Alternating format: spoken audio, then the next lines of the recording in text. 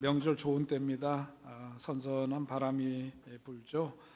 낮에는 좀 덥긴 합니다만은 선선한 바람 부는 이 좋은 때에 또 명절 맞이해서 온 가족이 함께 모여서 또 즐겁고 행복한 그런 시간 되시길 바라고요. 제가 신문을 보니까 명절 때 특별히 젊은이들이 가장 부담스러워하는 게 있답니다. 최소한도 그거 하나쯤은 아셔야 될 것 같은데 그게 뭔지 아시나요? 친인척들의 잔소리랍니다. 잔소리. 그러니까 괜한 말 해가지고요, 오랜만에 만나가지고 서로 기분 나빠서 헤어지는 일이 없이 서로 축복하는 말, 격려하는 말, 참 좋은 말만 하면서 그런 시간을 보냈으면 좋겠습니다. 사실 명절이 기쁨으로 맞이하는 그런 절기입니다만은 또 한편으로는 모처럼 명절 때 한 가족이 모이는데 또 사랑하는 이를 먼저 떠나보낸 가정에서는 명절이 참 어려운 시간이에요. 참 어려운 시간입니다. 보고 싶은 사람, 또 함께 할 수 없는 상황 속에 있는 그런 상황 속에 있을 때 명절은 괜히 있어가지고 참 마음 더 심란하고 어렵게 하나 그런 생각이 들 수 있습니다. 그러나 하나님의 위로, 또 하나님의 힘주심을 통해서 더 새 힘을 얻으실 수 있게 되기를 바랍니다. 자, 이렇게 계절도 바뀌고 명절이 되니까요, 몇 해 전에 세상 떠나신 한원주 원장님의 그 이야기가 생각이 납니다. 그분이 30여 년 그렇게 무료 의료 활동을 했던 의사죠. 그러다가 이제 83세가 되었을 때 자신과 더불어 이렇게 늙어가시는 분들을 위해서 섬기기 위해서 요양병원에서 일을 하셨어요. 요양병원에서 일을 하시다가 94세에 이제 소천하셨는데, 소천하시면서 남기신 세 마디가 있습니다. 임종하시기 전에 참 마음에 와닿는 말씀이에요. 세 마디인데요. 힘내, 가을이다, 사랑해. 이 세 마디를 하시고 세상을 떠나셨는데 참 귀한 언어인 것 같습니다. 시린 가슴을 안고 살아가는 이들에게, 또 삶의 어려운 힘겨운 그 역경 속에 살아가는 이들에게, 아니 그저 평범하게 살아가더라도 누군가 힘내라고 이렇게 위로의 말 한마디 건네준다면 우리는 좀 더 마음이 따뜻해지고 용기를 얻을 수가 있겠죠. 더군다나 한원주 원장이나 이런 분들처럼 훌륭하게 힘겨운 삶을 어려운 삶을 아름답게 그렇게 살아온 사람들이 건네주는 힘내, 그 한마디는 참 얼마나 격려가 되는지 모릅니다. 가을이다, 이 말씀도 너무 큰 위로가 되는 말씀이죠. 우리가 지금은 씨 뿌리고 가꾸는 것처럼 어렵고 힘든 때이지만 우리 인생에도 가을이 온다. 가을은 어떤 계절이에요? 거두는 계절이죠. 언젠가는 거둘 때가 있단다. 지금은 어렵지만 그런 때가 올 거야. 가을이다.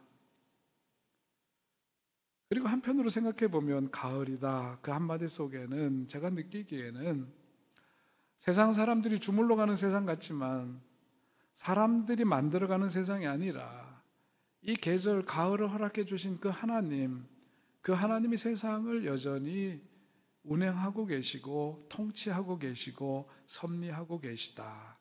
그 의미가 그 속에 있다고 봅니다. 가을이다, 사랑해, 그 한마디도 얼마나 우리에게 참 따뜻하고 위로가 되는 말인지 모릅니다. 결국은 사랑입니다. 결국 이 세상에서 남는 가장 소중한 가치이자 가장 따뜻한 말은 사랑해, 그 한마디일 거예요. 오늘 여러분들의 만남 속에, 여러분의 삶 속에 정말 서로를 힘내 격려해주고, 어렵지만 거둘 때가 있다, 가을이다, 그리고 내가 너를 사랑한다, 그 한마디 한마디가 서로에게 위로가 되고 격려가 되고 살아갈 힘을 더해주는 그런 말들이 여러분의 삶 속에 여러분의 입술을 통해서 건네지는 은혜가 있게 되시기를 주의 이름으로 축원드립니다. 삶의 어떤 그 하나님은 자연 계시를 통해서 말씀하신다죠. 계절의 변화를 통해서, 사시사철의 변화를 통해서 하나님은 말씀하십니다. 그리고 우리는 그 인생을 살아가면서 정말 씨 뿌리는 봄 계절이 있고 가꾸고 그 역동적으로 성장하는 그런 계절이 있죠. 가꾸는 계절입니다. 때가 되면 거두는 가을이 있고, 그러나 또 한 때가 되면 쉬어야 하는 겨울철, 그런 때가 우리에게 있습니다. 자연의 계절처럼 우리 인생에도 계절이 있습니다. 봄 같은 계절, 여름 같은 계절, 그런 인생에 그런 사계절이 있는 거죠. 청장년기에는 자신의 꿈을 실현하기 위해서 열심히 일해야 될 때입니다. 뿌리고 가꿔야 합니다. 중년기에 이르러서는 인생의 절정기를 맞이하면서 수확을 거두는과 동시에 살아왔던 인생을 재조정하면서, 그리고 앞으로 가야 될 그 삶의 균형을 새롭게 하고 그 방향을 점검하면서 인생의 후반전으로 들어서야 하는 것이겠죠. 그리고 노년에 이르러서는 그야말로 인생을 정리하고 때가 되면 마쳐야 하는 인생의 그 마지막을 위해서 거룩하고 의미 있는 그런 삶을 살아가야 할 줄로 압니다. 그런데요, 자연의 사계절처럼, 인생의 사계절처럼 이런 것들이 그냥 순탄하게 흘러가는 것이 아니라 인생의 그 계절의 순리가 깨어지는 일들이 우리들의 인생 속에서 나타나곤 한다는 거죠. 그것을 경험할 때가 우리에게는 있다는 겁니다. 그런 때는 예측 없이 우리들에게 찾아옵니다. 그런데 그런 정말 그 계절의 순리가, 인생 계절의 순리가 깨어지는 그런 때는 어떤 때냐? 우리들 삶에 있어서 어떤 변화가 필요한 때다라고 하는 것을 우리가 알아야 합니다.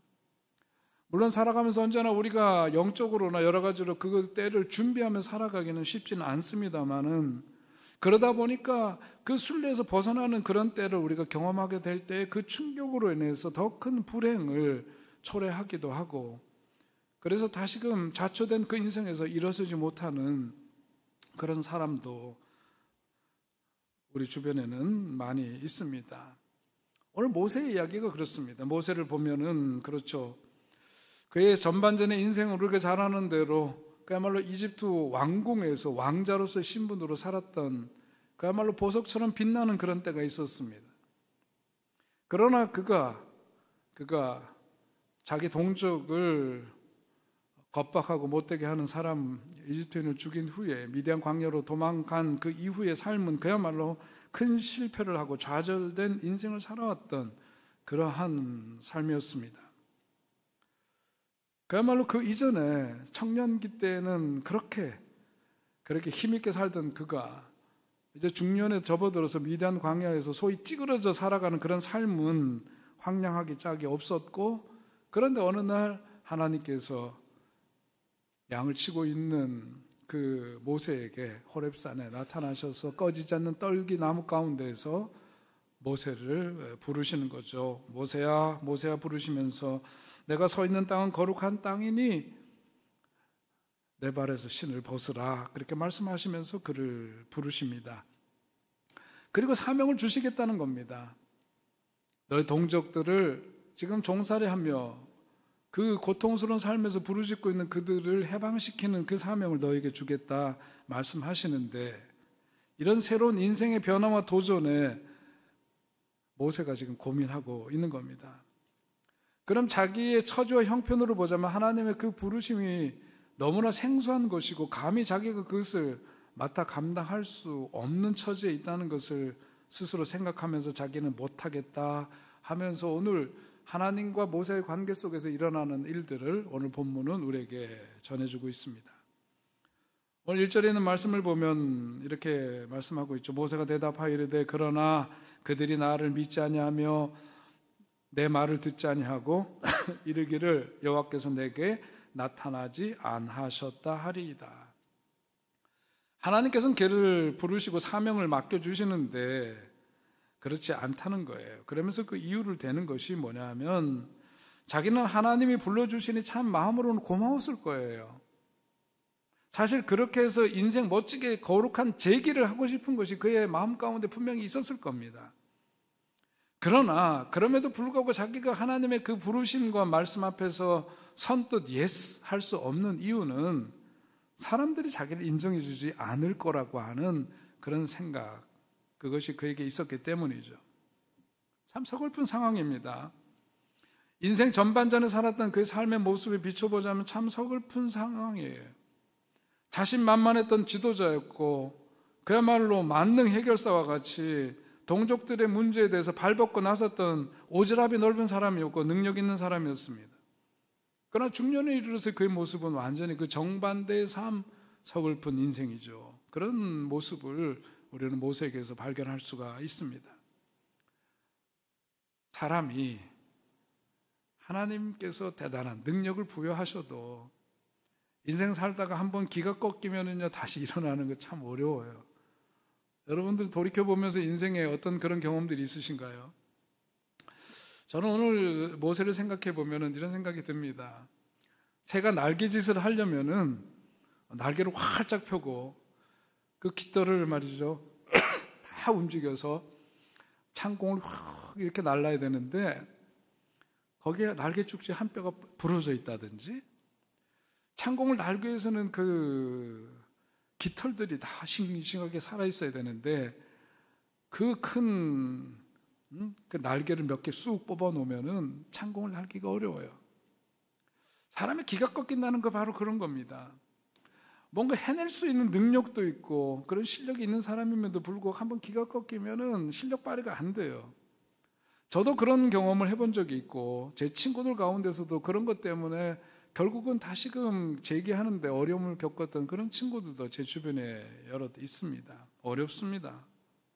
어려워요. 근데 중요한 것은 뭐냐면 오늘 제가 말씀드리고자 하는 것은 우리들을 아프게 하고 좌절시키는 과거의 상처나 아픔이 얼마나 강력하게 우리의 현재와 미래를 가로막고 있는가 그것을 우리들이 뭐냐면 직시해야 된다는 거죠. 그냥 그 상태로 그러려냐고 살아가서는 안 되고 내 속에 있는 그런 아픔, 좌절 이런 것들이 내 삶의 어떤 장애로 내 삶을 더 이상 진전시키고 나아가지 못하도록 가로막고 있는가 그걸 생각해야 된다는 거예요. 그리고 우리는 털고 일어나야 합니다.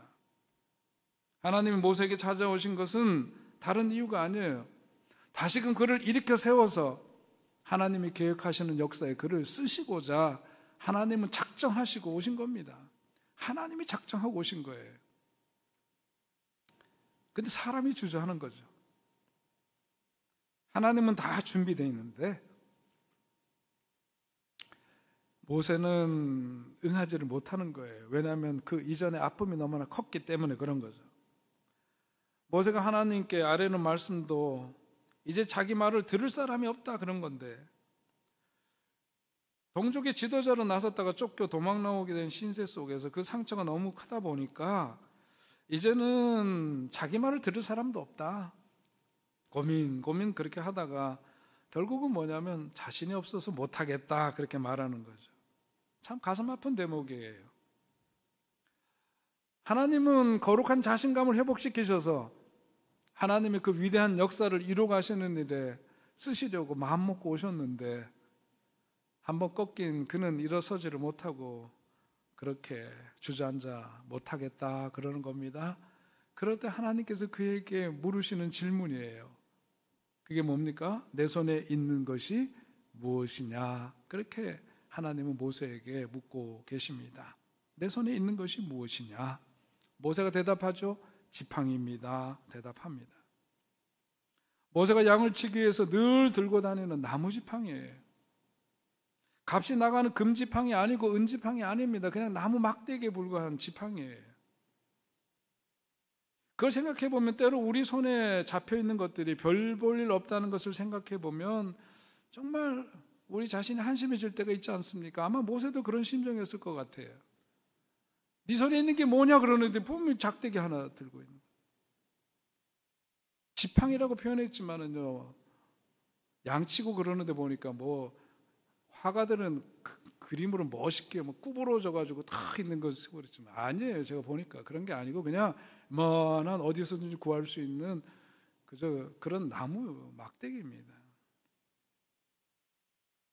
40년간 모세가 미디안 광야에서 살았지만 이 막대기를 보면서 그거 가졌을 그 마음을 헤아려 보면은 그 40년의 첫 시기는 어땠을까? 두려웠을 거예요. 사람을 죽였으니 두렵겠죠. 미디안 광야로 숨어들어서 더 이상 꼭꼭 막힌 인생 살아가면서 세상과 단절된 삶을 살아가면서 아마 그 마음속에는 어떤 그 체념이 자리 잡았겠죠. 체념한 인생이었을 겁니다. 그렇게 세월이 지나다 보니까 자기 자신에 대해서도 부끄럽고 자기 자신에 대해서 불만스러운 그런 인생이 아니었을까.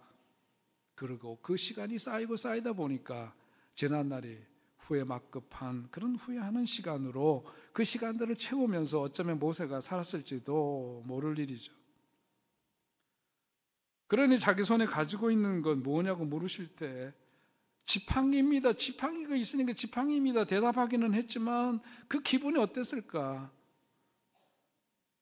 좀 막말로 말해서 참 기분 거지 같다 그런 생각이 그의 마음속에 들 수가 있었을 거예요.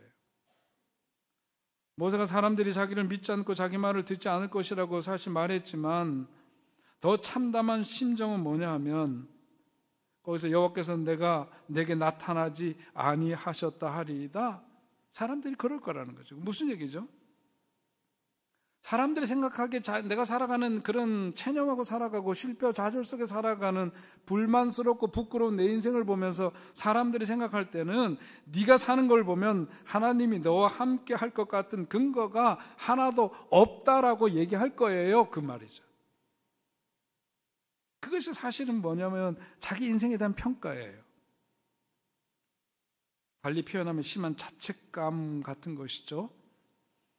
아, 진짜 거지 같다. 내가 이 정도밖에 안 되나? 그런 거죠. 근데 저는 그 모세가 괴로워하는 그 문제를 생각해 볼 때에 오늘 모세는 그렇게 변명을 해요. 하나님 앞에서. 사람들이 이럴 거예요. 저럴 거예요. 뭐 이렇게 얘기를 하지만 실은 뭐냐면 문제는 어디에 있어요? 자기 자신에게 있는 거예요. 남들이 자기에게 무엇이라고 말할 것인가가 문제가 아니라 사실은 문제는 어디냐면 자기 자신이 있는 거죠. 자기가 자기를 바라보는 그 눈, 그 마음, 그게 문제였던 겁니다. 진짜 중요한 것은 뭐냐면 자기가 하나님을 진짜 믿는 사람이라면 자기 자신 속에 정말 하나님이 계신가라고 하는 본질적인 그러한 질문에 대한 답을 해야 되는 것이 그에게 주어진 과제일 거예요. 그러니까 그 어떤 것에 앞서서 모세가 회복해야 되는 것은 자기 자신의 그 심령 가운데 하나님이 과연 어디에 계신가라고 하는 그 질문에 대한 정직한 자기 답이 필요한 겁니다. 왜냐하면 나를 다시금 회복시키실 분 누구시냐? 하나님이시기 때문입니다. 여러분, 그러니까 오늘도 우리 인생 살다 보면 별의별 실패와 좌절의 경험을 할 수 있지만 중요한 건 뭐냐면 내 안에 하나님이 어디에 계신가, 그게 중요한 거예요. 내가 나를 바라보는 눈은 항상 그렇습니다. 자기 죄책감과 살아왔던 삶에 대한 그런 어떤 좌초된 곳에서 더 이상 희망할 수 없는 삶의 수렁 속에 빠져있는 그 눈으로는 제기할 수가 없는 거죠. 중요한 것은 내 안에 계신 하나님만이 내 삶 속에서 나를 회복시키실 수가 있고 그 하나님이 내 삶 속에 살아 계신가, 어디 계신가 질문하고 그 하나님을 만나고 그 하나님의 손길에 내 삶을 드려야 해요. 의지해야 합니다. 모세와 같은 좌절된 현실 앞에서 하나님이 질문하시는 거예요. 내 손에 있는 것이 무엇이냐 물으시는 겁니다. 그렇습니다. 우리가 살다 보면 큰 실패의 경험, 작은 실패의 경험, 이런저런 그런 경험들을 하지 않고 살아가는 사람들이 없을 거예요. 문제는 뭐냐면 그 인생 실패의 경험 때문에 모세에게 있어서 가장 치명적인 것은 뭐냐면 자신의 그 존엄 자체가 타격을 받았다라고 하는 게 그게 가장 큰 문제였을 거예요. 살다가 인생 실패할 수도 있지만 그것으로 인해서 인간 존엄 자체가 타격을 받고 이러지 못하는 거죠. 그렇기 때문에 하나님이 지금 모세를 찾아오셔서 손 내미시고 그와 대화하시면서 그를 일으키고자 하는 것은 뭐냐면 스스로 자기 존중을 회복시키려고 하는 거죠. 자기 존재감, 자기 존중감을 회복하지 않고는 하나님의 일을 할 수가 없기 때문에 하나님께서 그걸 불러일으키시는 거예요.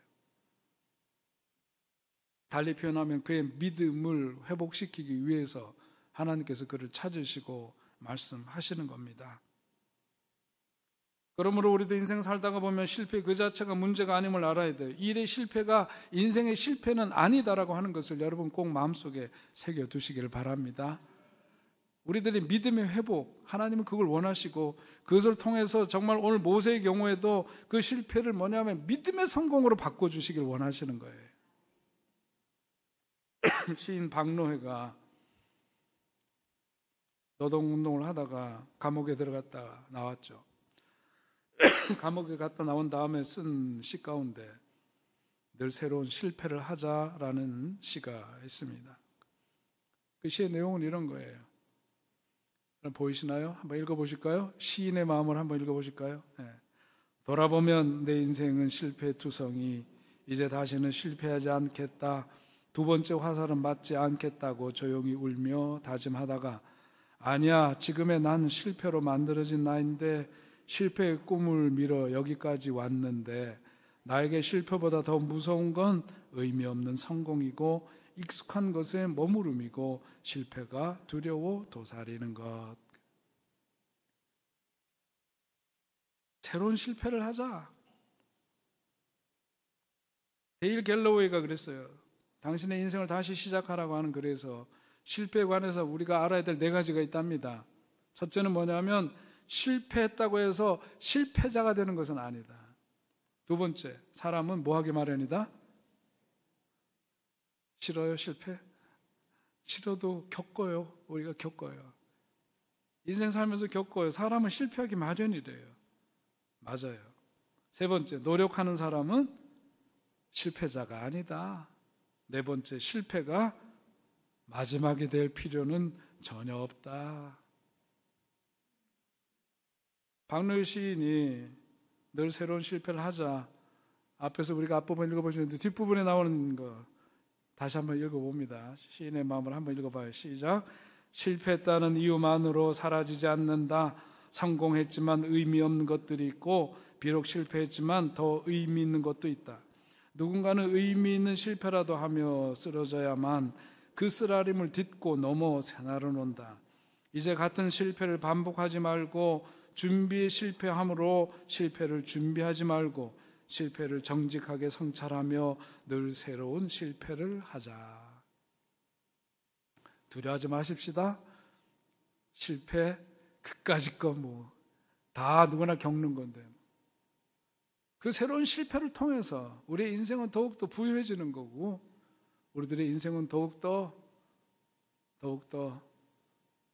하나님이 바라시고 원하시는 삶으로의 진보를 이루게 될 줄 꼭 믿으시기 바랍니다. 여러분, 우리는 그런 마음 갖고 살아야 해요. 그런 마음 갖고 살아야 합니다. 병 걸리는 환자에게 가장 해로운 것은 뭐냐면 섣불리 자기 스스로 내리는 비판적인 진단이라고 합니다. 스스로 내리는 그 진단이 스스로를 그야말로 감옥에 가두는 거고요. 더 이상 재개할 수 없도록 스스로 감옥 속에 자기를 묶어두는 거예요. 처음부터 못 고칠 병이란 자기 병에 그런 자기 절망에 빠지면 병 자체보다도 더 큰 문제에서 헤어날 수가 없는 거죠. 그렇기 때문에 실존주의 철학자 키에르케고르는 뭐라 그랬어요? 그것을 일컬어서 자기 절망을 뭐라 그러냐? 죽음에 이르는 병이다. 그렇게 말했던 겁니다. 오늘 그러니까 하나님의 그 질문 앞에 선 모세는 내가 갖고 있는 게 뭐냐? 네가 갖고 있는 게 뭐? 네 손에 갖고 있는 거 지팡이입니다. 아니요. 다르게 말해야 돼. 나에게도 지팡이가 있다. 그렇게 말해야 돼. 내 손에 있는 것이 무엇이냐? 하나님께서 물으실 때 그 질문이 갖고 있는 의미는 뒤집어 생각하면 이거예요. 네 손에 있는 것 없는 것 몰라서 물으시나요? 그게 아니죠. 네 손에도 너의 인생을 새롭게 시작할 능력의 도구가 지어져 있단다. 그 얘기를 하시는 거죠. 믿으시기 바랍니다. 여러분. 여러분의 손에 붙잡혀 있는 것이 모세의 지팡이, 그게 내 삶에 있어서는 무엇일까를 생각해야 돼요. 없는 거 자꾸 탓하지 말고 있는 거 찾고 구하는 여러분 되시기를 바랍니다. 잘 발견해야 돼. 이미 주어진 거 찾아야 돼. 저도 우리 교회 와서 함께 드렸던 말씀이 뭐예요? 우리 교회 와서 보니까 그 전에 우리 건축하기 전에 교회 보니까 이것도 없고 저것도 없고 다 그래요. 아니요, 그거 하지 맙시다. 우리 있는 거 갖고 합시다. 우리 교회 있는 게 뭘까 보니까 사람이 있네. 어떤 사람들, 헌신적인 사람들, 하나님을 진짜 사랑하고 교회를 진짜 사랑하는 진짜 백의 사람들이 있네. 헌신하는 사람들이 있네. 그러면 됐지 뭘 그래. 하나님이 그런 사람들을 통해서 오늘 이 아름다운 성전도 우리들에게 선물로 주시고 이웃을 위해서 하나님 쓰임받는 교회 되게 하신 줄로 믿습니다. 그러면 되는 거잖아요. 네 손에 있는 게 뭐냐 물으시는 거예요.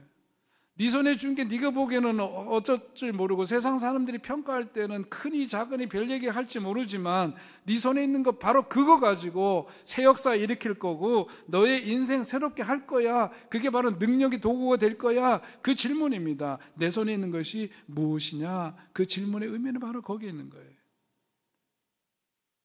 우리가 바라는 건 보통 뭐냐면 나무지팡이 있다 그러면서 하나님 앞에 뭐라고 욕을 해? 하나님 이 나무지팡이 금지팡이 되게 해주세요 그러잖아요. 하나님 이 나무지팡이 은지팡이 되게 해달라고 그렇게 기도하죠. 그러지 않았어요. 성경을 보니까 하나님이 그렇게 하시지 않으세요. 손오공의 그런 지팡이 같은 거 되게 해주세요. 도깨비 방망이 같은 거 되게 해주세요. 우리가 보통 때 드리는 기도가 그런 기도, 유치한 기도 아니에요. 하나님께서 하시는 역사는 그렇지 않다는 말이죠. 하나님은 그 속에 분명히 갖고 있는 나무지팡이 별 볼 일 없이지만 있는 거 그거 가지고 역사하시는 거죠. 그렇게 따지고 보니까 누구에게나 우리는 지팡이 하나쯤은 다 갖고 있습니다. 다 갖고 있어요. 저는 우리 아들들한테 얘기할 때 그 얘기 해줍니다. 세상 살려면 말이다, 다윗처럼 물맷돌 하나는 좀 챙기고 다녀야 돼. 그 얘기를 해요. 세상 살아가면서 거친 세상에서 그래서 어디 가서 한판 뜨는 일이 있더라도 말이죠. 거기에서 그래도 앞을 향해서 나아가는 삶이 되려면은 물맷돌 하나는 들고 다녀야 돼요. 그리고 그걸 잘 써야 해요. 그거 하나쯤 갖고 다녀야 돼. 그 무기 하나를 챙기고 다녀야 된단 말이에요. 오늘 그러고 보자면 모세가 갖고 있었던 지팡이 누구에게나 다 있는 거예요. 그 대단한 거 아니기 때문에 다 하나씩 갖고 있어요. 목자라면 다 갖고 있는 것처럼 하나님께서 우리들에게도 누구에게나 다 우리들의 평가가 다르고 사람들의 평가가 이러고 저러고 그럴 뿐이지 하나님이 주신 그 지팡이 우리에게 있는 겁니다. 그러니까 환경 핑계대지 마세요. 구비 조건이 뭔지 핑계대지 마세요. 실력이 어떠니 자격이 어떠니 자기 자신이 부적합하니 적합하니 다 필요 없다 이거예요. 기도원을 찾았을 때 하나님이 그를 사사로 쓰시고자 그를 찾으니까 뭐라 그래요? 그를 부르시니까 그 부르심에 대해서 기도원의 응답은 뭐냐면 우리는 그런 가문이 너무 아니라고. 자기 가문이 약하다고 그렇게 설명해요. 하나님 뭐라고 얘기를 하시죠? 사사기에 나와요. 6장에 나오는 말씀이에요. 하나님이 아직 일도 행하지 않고 부르심에 응하지도 않은 기도원이지만 자기 집안 배경 때문에 가문이 약해서 하나님의 부르심에 선뜻 응하지 못하는 기도원에게 말씀하시는 거예요. 하나님의 큰 용사요 이렇게 부르시죠. 큰 용사는 뭐 아직 한판 싸움도 못 해봤는데 그런데 하나님이 그렇게 보시는 거예요. 다시 말해서 오늘 하나님이 우리를 찾으셔서 우리를 부르실 때는 내가 어떤 시각을 갖고 내 자신에 대해서 어떤 평가를 하더라도 하나님이 쓸모 있다고 여기셔서 우리를 찾으시고 부르신 줄 믿으시기 바랍니다. 여러분 그러니까 함부로 내가 내 삶에 대해서 그렇게 못되게 재단하고 나 자신에 대해서 그렇게 자존감 없게 시시하게 자기가 자기를 그렇게 대할 필요가 없어요. 과거에 더군다나 그 경험 때문에 좌초된 그 인생의 경험 때문에 오늘 우리들이 그 자리에 여전히 머물러 있어야 될 이유는 하등이 없는 겁니다. 내 손에 있는 건 뭐냐고 물으실 때 그 질문이 갖고 있는 의미는 없는 거 왜 없냐 이런 질문이 아니잖아요. 그죠? 있는 거 물으시는 거예요. 있는 거 제대로 발견하라는 하나님의 말씀입니다. 그러니까 우리가 잘 발견해야 돼요. 오늘 명절입니다만은 명절 맞이해서도 없는 사람 그리워하면서만 지내지 마세요. 곁에 있는 사람 있잖아요. 그게 소중한 거지 뭐. 거기서 행복하고 즐겁고 신나게 살다가 주님 부르시면 천국에서 기쁘게 만날 걸 생각하면서 곁에 있는 사람과 더불어 즐겁게 보내는 한가위 되시기를 축원드립니다. 없는 것 때문에 힘들어하고 그러지 마세요. 주어진 것 찾으세요. 발견하세요. 오늘 이러고도 쩔쩔매고 있는 대답하지 못하는 모세에게 하나님께서 두 가지 기적을 보여주시죠. 우리가 읽은 말씀 속에 나오는 두 가지. 첫 번째가 뭐예요? 지팡이를 어떻게 해? 땅에 던지라 그랬어요. 땅에 던지니까 뱀이 됩니다. 이 뱀은 뭐냐면 한마디로 말하면 두려움의 대상이에요. 더군다나 지금 이집트 땅에서 도망쳐온 모세에게 있어서 뱀이 갖고 있는 의미는 뭐냐면 파라오를 상징하는 거잖아요. 바로 왕을 상징할 때 그 바로 뱀이죠. 우리 영화를 보더라도 어디 보더라도 그 볼 수 있잖아요. 거기. 바로가 딱 왕관을 쓰고 있는데 거기 보면은 딱 뱀이 있잖아요. 그들이 믿는 신적인 상징이에요. 그게 두려움의 상징입니다. 모세의 인생 전반전에서 실패의 어떤 가장 두려움의 대상이었던 바로 그게 바로 뱀이죠. 그 꼬리를 붙잡으라 그랬어요. 땅꾼들 얘기도 그렇고 우리가 상식적으로 아는 건 뱀 잡으려면 뱀 어디를 잡아야 된대요? 뱀은 대가리라고 합디다. 그냥 머리라고 해야 되겠지만 뱀 대가리를 확 잡아야지. 꼬리 잡으면 뱀이 확 돌이켜가지고 문다잖아요. 그래서 뱀을 잡을 땐 대가리를 확 잡아야 돼요. 꼼짝 못하게 잡아야 돼요. 그런데 하나님은 뭐냐면 뱀의 꼬리를 잡으라 그랬습니다. 하나님 우리가 생각하는 것보다 더 앞서가셔요. 한 걸음 더 내디드세요. 뱀이라고 하는 그 두려움, 그 생각만 해도 그 아픔이 더해지는 그것, 생각만 해도 기운이 쪽쪽 빠지게 하는 바로 그 대상을 향해서 손님으로 그 꼬리를 확 잡아버려라. 그 두려운 것의 꼬리를 잡아라. 그래서 그 두려움, 실패의 상징이고 그것으로 인해서 내게 왔던 그 두려움을 맞서라 그런 거죠. 확 잡아버려라. 두려워서 피하지 말고 직면하고 잡아버려라. 맞서라. 두려움은 실패 그 자체보다도 더 파괴적이기 때문에 그걸 확 잡아버려라. 두려움이 우리를 죽이기 전에 우리가 두려움의 꼬리를 잡아서 패대기를 치든지 그래서 확 잡아서 맞서라. 그 때문에 지팡이를 던지라 말씀하시고 그 기적을 보여주시는 거예요.